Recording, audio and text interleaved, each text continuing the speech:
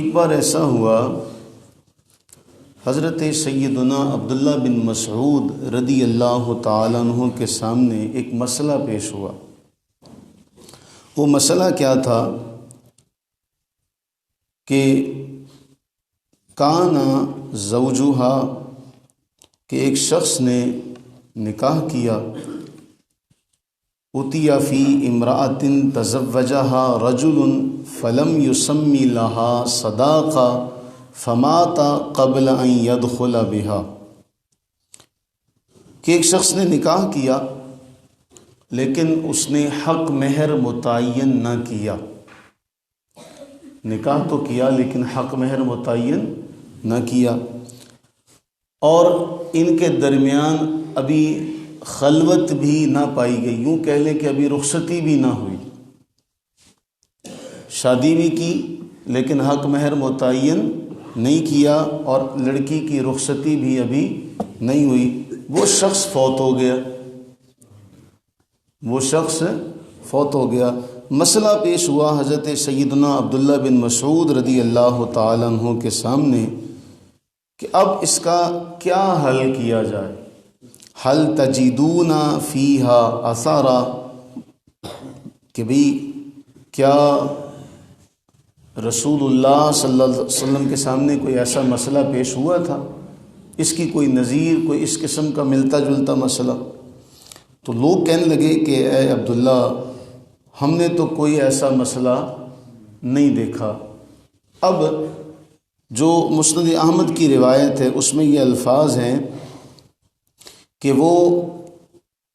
اختلفوا الی ابن مسعود فی ذلک شہرا او قریبا من ذلک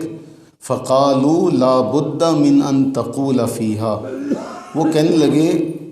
ایک ماہ کے قریب یا کئی بار وہ حضرت عبداللہ ابن مسعود رضی اللہ تعالیٰ عنہ کے پاس وہ لوگ آتے رہے یہ مسئلہ پوچھنے کے لیے۔ ان دو باتیں ہیں، ایک ماہ کے قریب وہ چکر لگاتے رہے۔ حضرت عبداللہ فرماتے ہیں کہ مجھے اس کے بارے میں کوئی مسئلہ، کوئی حل اللہ کے نبی صلی اللہ علیہ وسلم کی جانب سے مجھے اس کے بارے میں کوئی حل نظر نہیں آیا، لیکن وہ کہتے جی آپ نے ہی اس مسئلے کا حل بیان کرنا۔ اب جو بات بہت اہم ہے، حضرت عبداللہ ابن مسعود رضی اللہ تعالیٰ عنہ فرمانے لگے کہ میں اپنی عقل سے، اجتہاد سے اس کے بارے میں رائے قائم کرتا ہوں، مسئلہ بیان کرتا ہوں، اگر یہ مسئلہ صحیح ہوا، درست ہوا تو یہ پھر اللہ کی جانب سے ہوگا۔ فَإِن كَانَ صَوَابًا فَمِنَ اللَّهِ، اگر یہ صحیح ہوا تو یہ کس کی جانب سے ہوگا؟ اللہ کی جانب سے، لیکن اگر یہ درست نہ ہوا تو پھر اللہ اور اس کا رسول دونوں میرے اس مسئلے سے بری و ذمہ ہیں۔ غلط ہوا تو میری طرف سے ہوگا، صحیح ہوا تو اللہ کی توفیق سے ہوگا۔ یہ بہت اہم معاملہ کہ اگر کوئی کام ہم سے صحیح ہو جائے تو ہم اس کا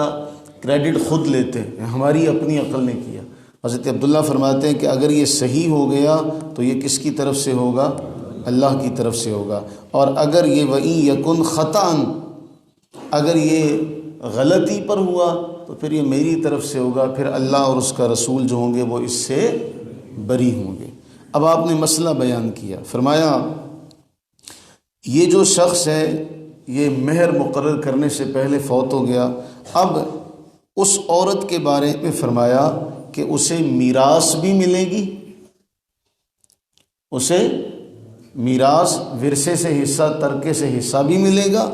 وہ عدت بھی گزارے گی، اور اس جیسی عورتوں کا جو مہر دیا جاتا ہے اتنا مہر بھی اسے دیا جائے گا۔ اب جب یہ بات آپ نے بیان کی تو کچھ لوگ جو تھے وہ حضرت عبداللہ ابن مسعود رضی اللہ تعالیٰ عنہ کے پاس حاضر ہوئے اور کہنے لگے اے عبداللہ، ہمارے فلاں قبیلے میں ایسا مسئلہ پیش آیا تھا، فلاں عورت کے بارے میں یہ معاملہ پیش آیا تھا، اور رسول اللہ صلی اللہ علیہ وسلم نے یہی مسئلہ بیان کیا تھا۔ فلاں عورت کا ایک معاملہ پیش ہوا تو آپ نے بھی، کیونکہ اس زمانے میں یہ ذرائع تو نہیں تھے جس طرح آج کل کے ذرائع ہیں، ایک معاملہ پیش آ گیا، وہ جب تک اس طرح کے لوگ نہیں ملیں گے لوگ آئیں گے نہیں، بتائیں گے نہیں، ذرائع مواصلات ہمارے طرح کے نہیں تھے۔ تو انہوں نے کہا کہ جی اللہ کے نبی علیہ السلام کے پاس بھی یہ مسئلہ پیش ہوا تھا فلاں فلاں عورت کے حوالے سے، تو آپ نے بھی یہی مسئلہ بیان کیا۔ حضرت عبداللہ ابن مسعود رضی اللہ تعالیٰ عنہ نے فرفع عبد اللہ یدیہ وکبر، اپنے دونوں ہاتھ اٹھائے اور اللہ کا شکر ادا کیا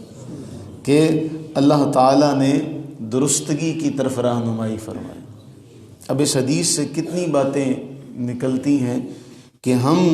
نکاح جیسے معاملے میں جسے کوئی اہمیت نہیں دیتے، اس کی اہمیت کا عالم یہ ہے کہ اگر کسی بندے نے حق مہر مقرر نہ کیا ہو، وہ فوت ہو جائے تو اس کو عورت کو مہر دیا جائے گا جو اس جیسی عورتوں کو دیا جاتا ہے۔ تو ہم تو اس کو بڑا معمولی درجہ دیتے کہ آپ یہ دیکھیں وہ شخص فوت ہو چکا ہے لیکن اس کے ترکے سے بھی حصہ ملے گا، اور اس جیسی عورتوں کو جو حق مہر دیا جاتا ہے اتنا اس کو حق مہر دیا جائے گا۔ اب اگر یہ معمولی سا چند روپیوں میں ہوتا تو پھر اس کی یہ اہمیت، جس طرح ہم نے اس کی اہمیت کم کر دی ہے، پھر اس کی اس حدیث سے جو اہمیت نظر آتی ہے کہ وہ شخص فوت ہو چکا ہے، حضرت عبداللہ فرماتے ہیں کہ نہیں، اس کو حق مہر بھی دیا جائے گا، اس کو ترکے سے حصہ بھی دیا جائے گا، وہ عدت بھی گزارے گی۔ تو اب یہ جو معاملات ہیں، اللہ سے دعا کریں کہ باری تعالیٰ اپنی رحمت کا صدقہ ہمیں دینی معاملات میں اپنا سنجیدگی والا رویہ اختیار کرنے کی توفیق و ہمت عطا فرمائے۔ اور ہمیں بڑا افسوس ہوتا ہے کہ جب ایسا معاملہ ہم دیکھتے ہیں کہ اولاً تو کسی کو وہاں پتہ ہی نہیں ہوتا، خبر ہی نہیں ہوتی کہ بھئی حق مہر رکھا کتنا جائے گا۔ اس موقع پر پھر ادھر ادھر پوچھتے ہیں ہاں بھی کتنا ہونا چاہیے، ہاں بھی کتنا ہونا چاہیے۔ تو کیا باقی معاملات اگر پہلے طے ہو سکتے ہیں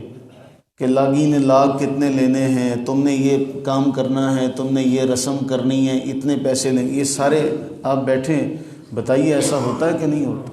یہ سارے معاملات پہلے طے ہو جاتے ہیں، بھئی اتنے پیسے ہم نے دودھ پلائی کے لینے ہیں، اگر ہم نے یہ رسمیں کرنی ہے تو ہم نے اتنے پیسے لینے ہیں، پہلے یہ پیسے پنجابی میں کہتے ہیں مکا لیے جاتے ہیں، طے کر لیے جاتے ہیں۔ لیکن حق مہر کی جب بات آتی ہے تو عین اس موقع پر جب نکاح خواہ نکاح پڑھانے لگتا ہے تو پھر وہ پوچھتا ہے ہاں بھی حق مہر کتنا ہو، تو پھر وہ کبھی ادھر دیکھتے ہیں کبھی ادھر دیکھتے ہیں۔ گویا جو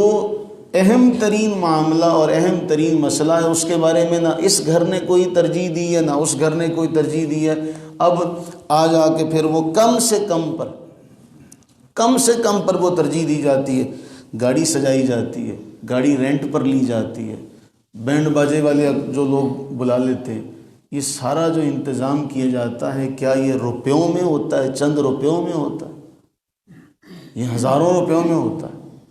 اور اس کے اوپر جو خرچہ کیا جاتا ہے وہ بھی اللہ مان والحفیظ۔ اچھا پھر اگلی بات اگر چلیں، بڑی سخت بات ہے، جو لباس شادی کے موقع پر ہم اپنی بچی کو تیار کروا کے دیتے ہیں وہ لباس دوبارہ پہنا کبھی نہیں جاتا، وہ ایک ہی بار پہنا جائے گا، دوبارہ وہ کبھی بھی پہنا نہیں جائے گا۔ اب جو لوگ ہوتے ہیں وہ اس پر بھی خرچہ کر لیا ہے، ہم نے اچھا لباس دینا ہے، یہ بھی لڑکے والوں کی طرف سے ایک موقع پر دیا جاتا ہے، بھی اس دن ہم نے جو دیا ہے وہ پہنا جائے۔ تو وہ جو آپ اتنے سارے معاملات کر رہے ہیں، جو اخراجات آپ کر رہے ہیں، ان میں اگر ہم اس بارے میں غور کریں جو اللہ نے قرآن میں حکم دیا وَآتُوا النِّسَاءَ صَدُقَاتِهِنَّ نِحْلَةً، کہ عورتوں کو ان کا حق مہر خوشی خوشی دو، فَإِن طِبْنَ لَكُمْ، اگر وہ معاف کر دیں تو پھر اب یہ دیکھیے گا کہ اس کا معافی کا تعلق بھی اللہ نے عورت کے ساتھ رکھا، اس کے ہاتھ میں رکھا کہ اگر وہ معاف کر دے۔ اب ہوتا کیا ہے، اس کو بتایا بھی نہیں جاتا مسئلے کا، جتنا ہم اپنی بیٹیوں کے ساتھ یہ ظلم کا معاملہ کرتے ہیں کہ وہ اس کو کہتے ہیں ہاتھ لگا کے واپس کر دے، اور اگر وہ ایک تو وہ ہوتا ہی بہت تھوڑا ہے، وہ بمشکل ہم نے 3,000 5,000 بس، اس سے اوپر کوئی ہے جو بخت والا جو ہے وہ اس سے اوپر چھلانگ لگا کے کو 10,000 پہ جاتا ہو، وہ بھی دیتے ہوئے پتہ نہیں کیوں عجیب سی کیفیت ہوتی بھی پیسہ نہ چلا جائے کہیں سے۔ اچھا وہ 5,000 دیا تو وہ فوراً اس کو کئی کہنے والے کہہ رہے تھے ہاتھ لا کے موڑ دے، واپس کر دو واپس کر دو۔ یہ پھر اس حدیث کو آپ یاد رکھیں کہ جس کا مہر مقرر نہ کیا ہو، عبداللہ ابن مسعود رضی اللہ عنہ نے فتویٰ دیا، اور پھر رسول اللہ علیہ السلام نے بھی یہی معاملہ بیان کیا ہوا تھا اس سے پہلے کہ اس کو اس جیسی عورتوں کے برابر مہر دیا جائے گا۔ اللہ سے دعا کریں کہ باری تعالیٰ ہمارے معاشرے کے اندر جو کمیاں کوتاہیاں ہیں اللہ انہیں دور فرمائے، اور ہمیں صحیح معاملات کو ادا کرنے کی توفیق عطا فرمائے۔ آمین ثم آمین۔